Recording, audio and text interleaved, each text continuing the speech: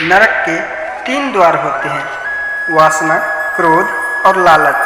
परमात्मा को प्राप्ति के इच्छुक ब्रह्मचर्य का पालन करते हैं। एक ज्ञानवान व्यक्ति कभी भी कामुक सुख में आनंद नहीं लेता।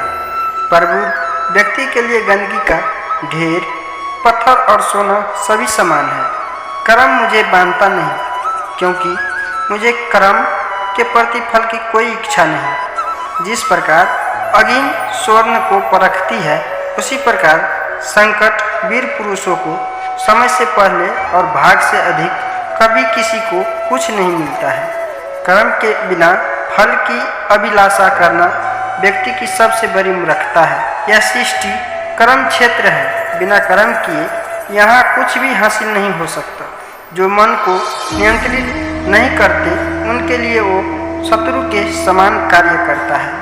जो दान बिना सत्कार के कुपात्र को दिया जाता है, वो तमस दान कहलाता है। अपने अनिवार्य कार्य करो, क्योंकि वास्तव में कार्य करना निष्क्रियता से बेहतर है। सदैव संदेह करने वाले व्यक्ति के लिए प्रसन्नता न इस लोक में है, न ही कहीं और।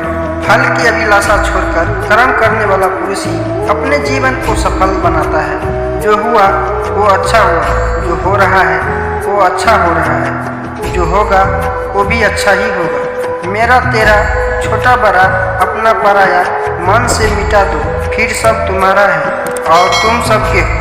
मन की गतिविधियों, होश, श्वास और भगवानों के माध्यम से भगवान की शक्ति सदा तुम्हारे साथ। धरती पर जिस प्रकार मौसम में बदलाव आता है, उसी प्रकार जीवन में भी सुख दुख आता जाता रहता है। लोग आपके अपमान के बारे में हमेशा बात करेंगे। सम्मानित व्यक्ति के लिए अपमान मृत्यु से भी बदतर है।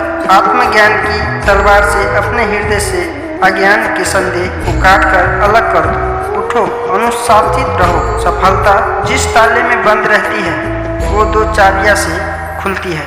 एक कठिन परिश्रम और दूसरा दृढ़ संकल्प। मैं भूतकाल, वर्तमान काल और भविष्य काल के सभी जीवों को जानता हूँ, लेकिन वास्तविकता में मुझे कोई नहीं जानता। 2 जान कर्तव्य समझकर बिना किसी के संकोच के किसी जरूरतमंद व्यक्ति को दिया जाए, वो सात्विक माना जाता है। जो पुरुष सुख तथा दुख में विचलित नहीं होता है और इन दोनों में समभाव रहता है, वो निश्चित रूप से मुक्ति के योग है। कर्म वो फसल है जिसे इंसान को हर हाल में काटना ही पड़ता है। इसलिए हमेशा अच्छे बीज बोए ताकि फसल अच्छी हो। जो लोग भक्ति में श्रद्धा नहीं रखते, वे मुझे पा नहीं सकते, अर्थात वे इस दुनिया में जन्म मृत्यु के रास्ते पर वापस आते रहते हैं। मैं धरती की मधुर सुगंध, मैं अग्नि की उष्मा हूँ। सभी जीवित प्राणियों का जीवन और सन्यासियों का आत्मसंयम भी मैं ही हूँ। वह जो सभी इच्छाएं त्याग देता है और मैं और मेरा की लालसा और भगवान से मुक्त हो जाता है, उसे शांति प्राप्त होती है। मेरे लिए ना कोई घृणित है ना प्रिय, किंतु जो व्यक्ति भक्ति के साथ मेरी पूजा करते हैं, वो मेरे साथ है और मैं भी उनके साथ हूँ। मनुष्य को जीवन की चुनौतियों से भागना नहीं चाहिए और न ही भाग्य और ईश्वर की इच्छा जैसे बहानों का प्रयोग करना चाहिए। मनुष्य को परिणाम की चिंता किए बिना, लोभ लालच बिना एवं निस्वार्थ और निष्पक्ष होकर अपने कर्तव्यों को पालन करना चाहिए। जिस तरह प्रकाश की ज्योति अंधेरे में चमकती है, ठीक उसी प्रकार सत्य भी चमकता है।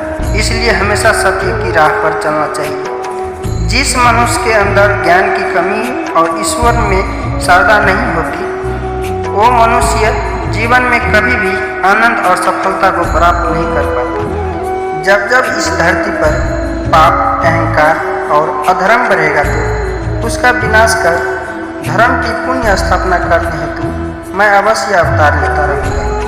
वह व्यक्ति जो अपनी मृत्यु के समय मुझे याद करते हुए अपना शरीर त्यागता है, वह मेरे धाम को प्राप्त होता है और इसमें कोई संशय नहीं है। जन्म लेने वाले के लिए मृत्यु उतनी ही निश्चित है जितनी इतना कि मृत्यु होने वाले के लिए जन्म लेना। इसलिए जो अपरिहार्य है उस पर शोक मत करो।